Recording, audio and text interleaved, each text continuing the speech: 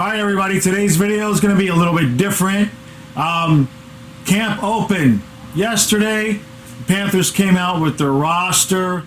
I like to see it. There's 30 players and they don't have to cut down or anything. So we're going to get right into it. But before we do, don't forget, over here on eBay, I'm going to leave the links in the description. Alright, I've got a tremendous amount of original logo Florida Panthers stuff for sale. You're going to see shirts, banners, car flags, wall flags, bumper stickers, just a tremendous amount of stuff, youth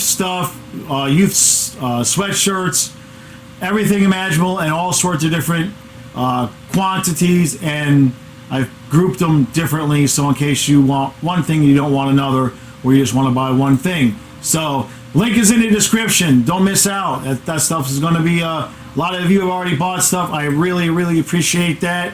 And all right, let's get into it. So here's the roster. All right, you got 30 players, okay? And right off the bat, a couple people have been, well, actually more than a couple people have been asking about Borgstrom, and he's still hurt.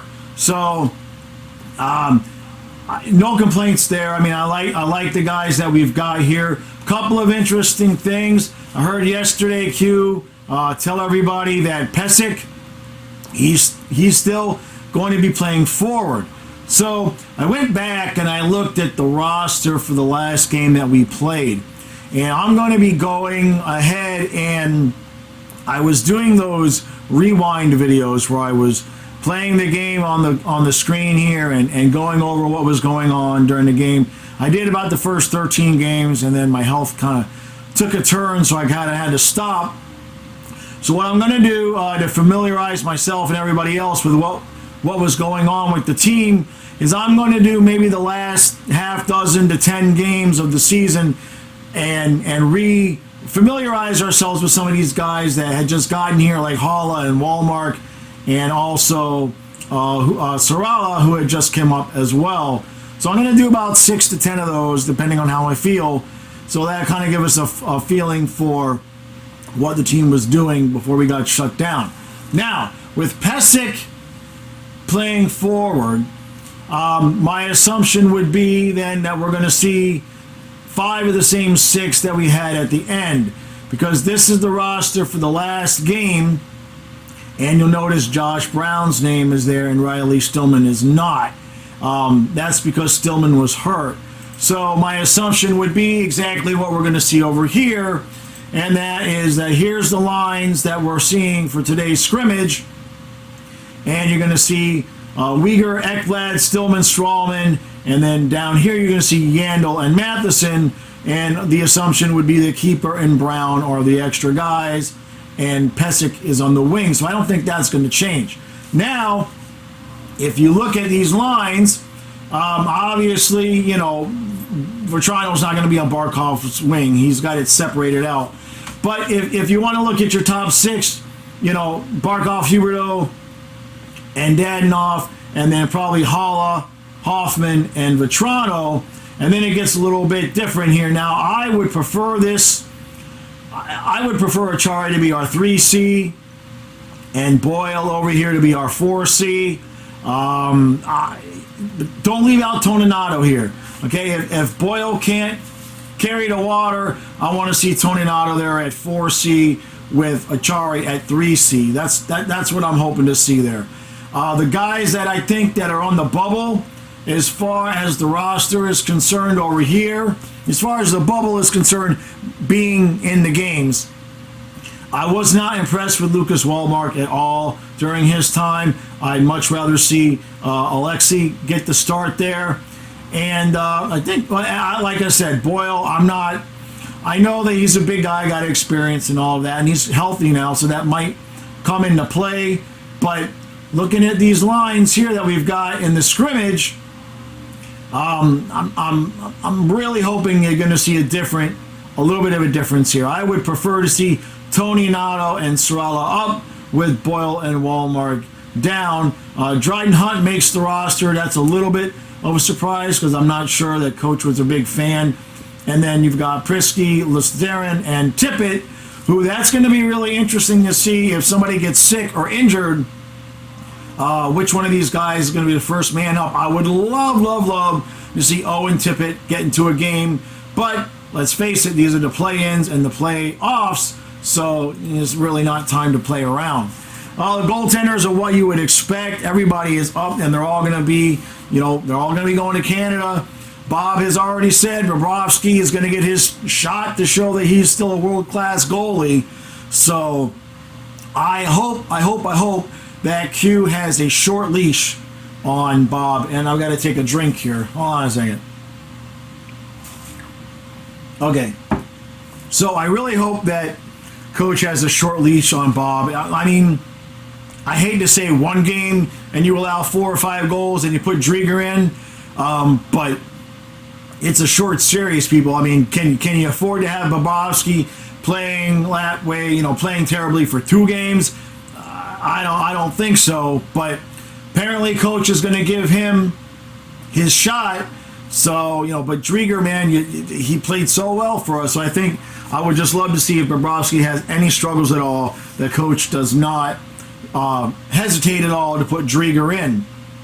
Now on defense, like we talked about, I think you're obviously going to see Weegar and Ekblad, and then Yandel with Matheson, and then with the bottom pair of Stillman and Strawman, or maybe either way, back and forth. Pesek is going to be on the wings somewhere, and I know we made fun of him, guys. I know we did, but let's face it, he played pretty damn well, and he got he scored goals, and with Achara he had some.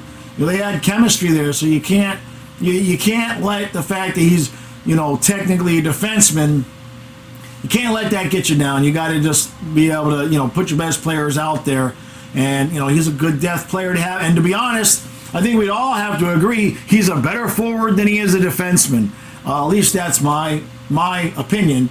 And if you look at Coach's opinion, where the lines are. There's your top 4 on that team. Here's your top 4 or top 6 on this team, and Pesek is sliding in there. So that tells me right now that one of those winger jobs is Pesek's to lose, and that's going to have to get taken away from him.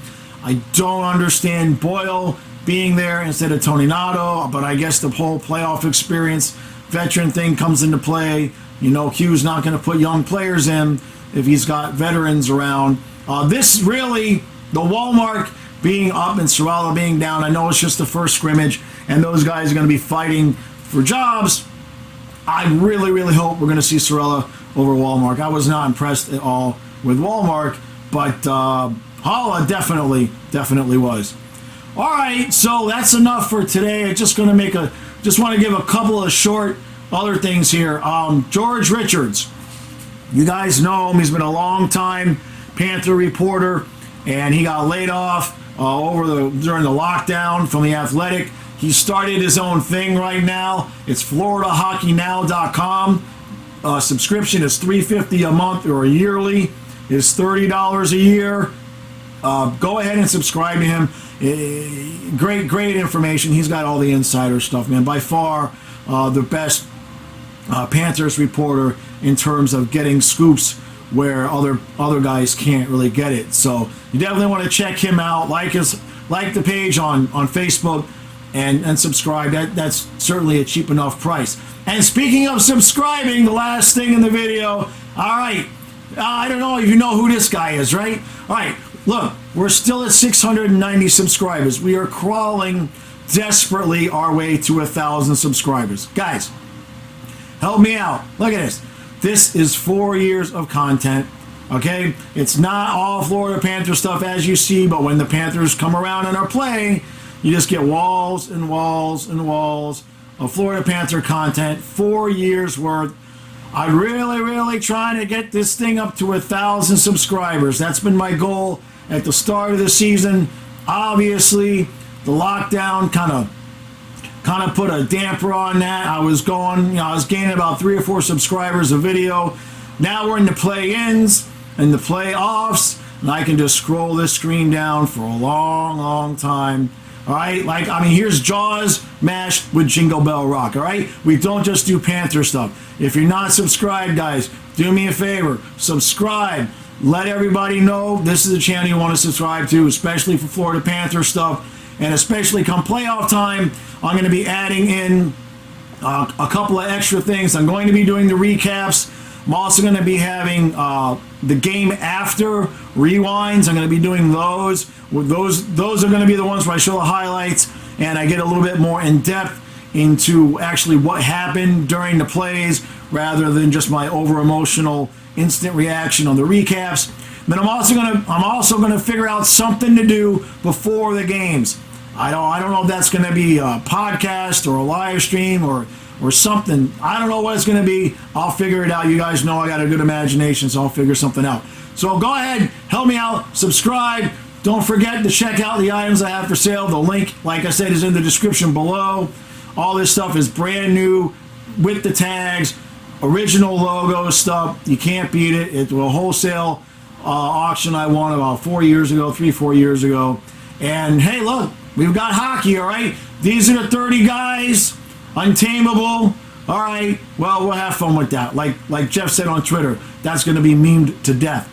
All right, everybody, thank you guys for watching. I'll be back in a couple of days with another video as they let us know what's going on at camp.